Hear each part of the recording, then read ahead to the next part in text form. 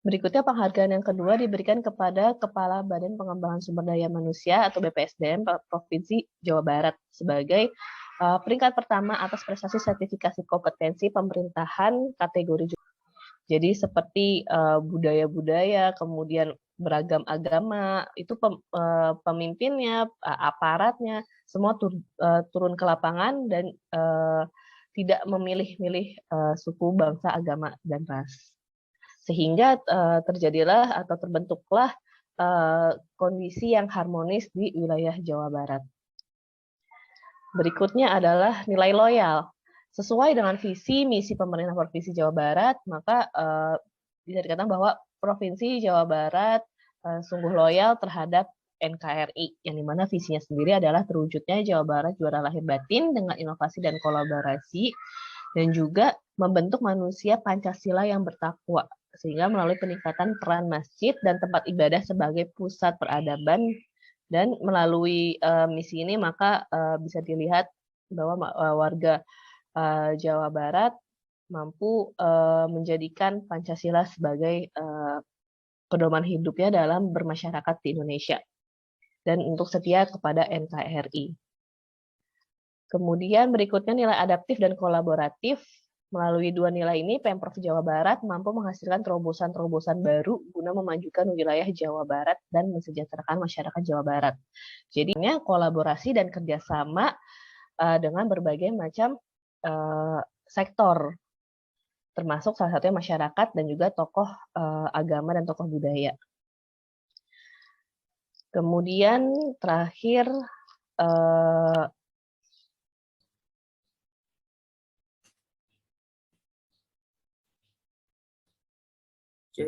Assalamualaikum warahmatullahi wabarakatuh. Mohon izin saya untuk menjelaskan mengenai BUMN yang saya pilih concern pada akhlak, gitu ya.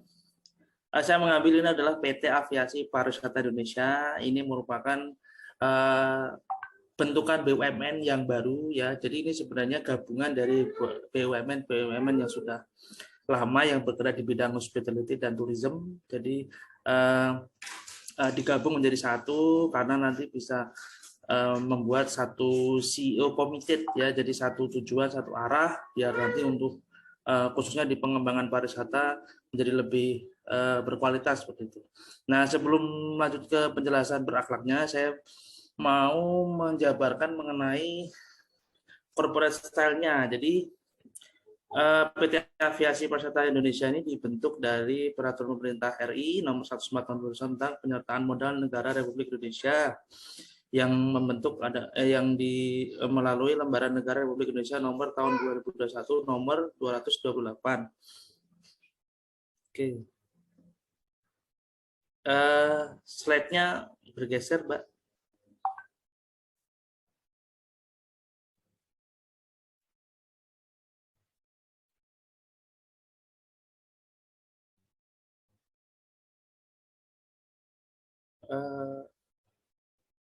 Mohon izin untuk slide-nya.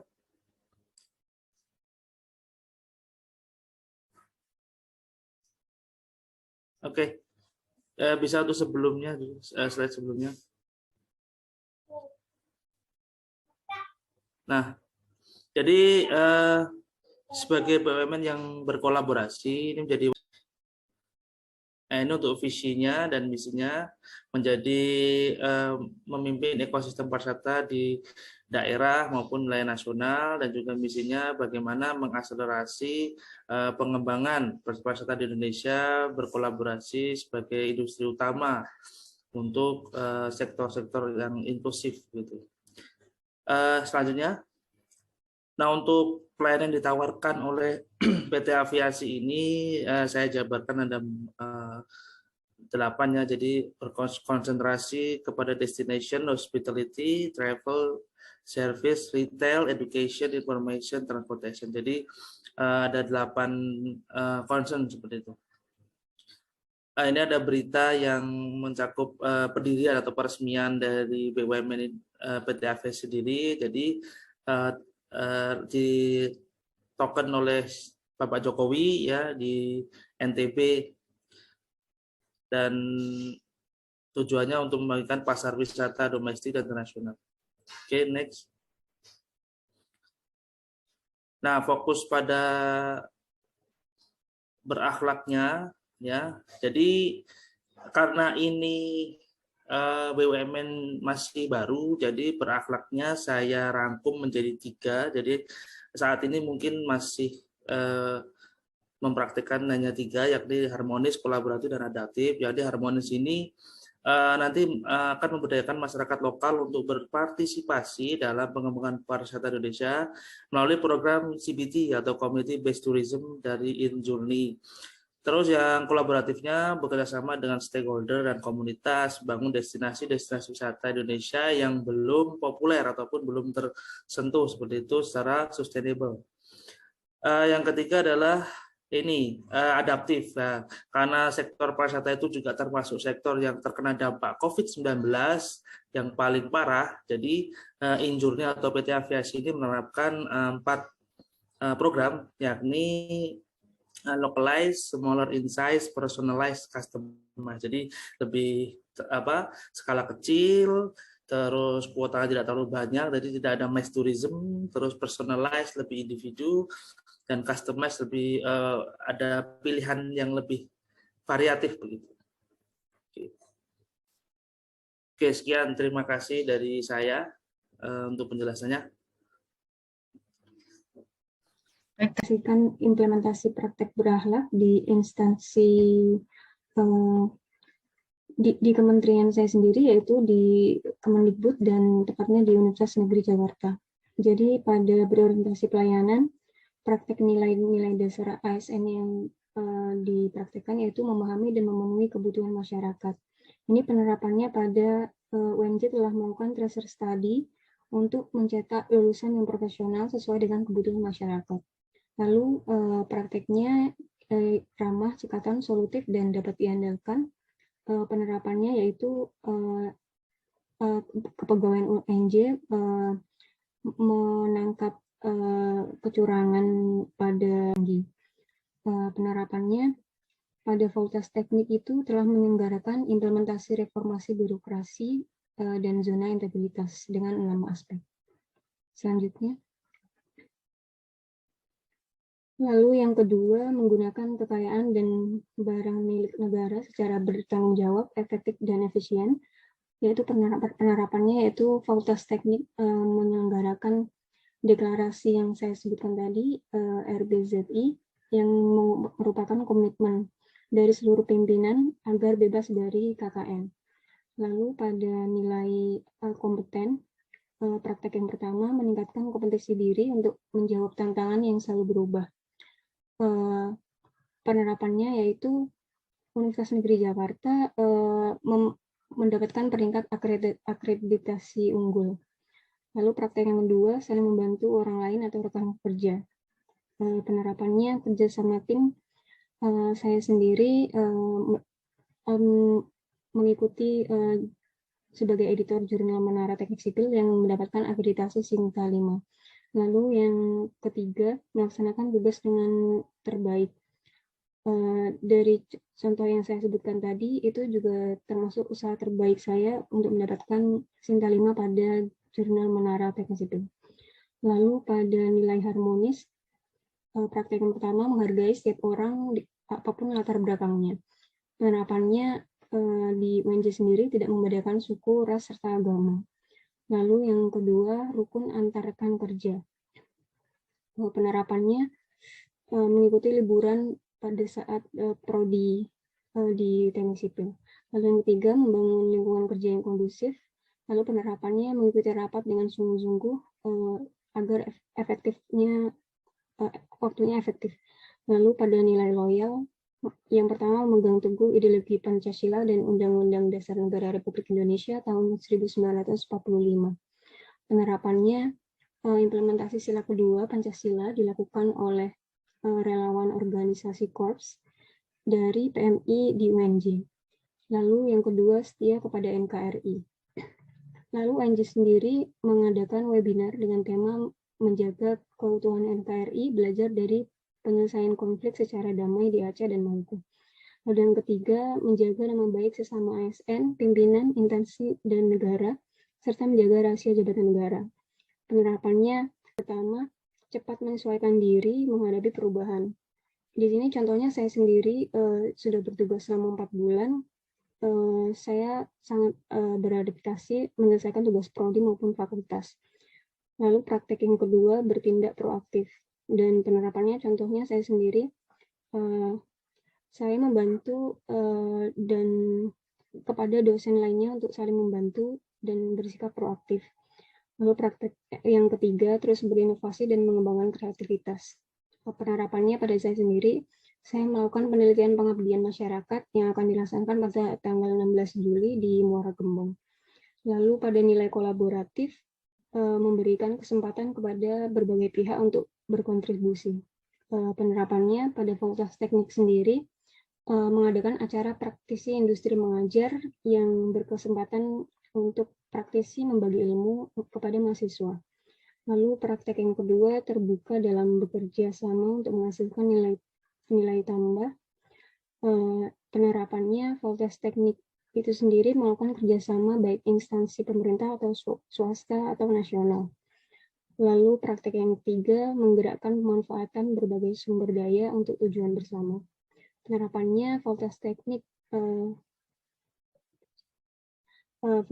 sendiri melakukan kerjasama dengan LSP atau Lembaga Sertifikasi Profesi untuk dosen Fakultas Teknik. Mungkin sekian pemaparan dari saya dan terima kasih.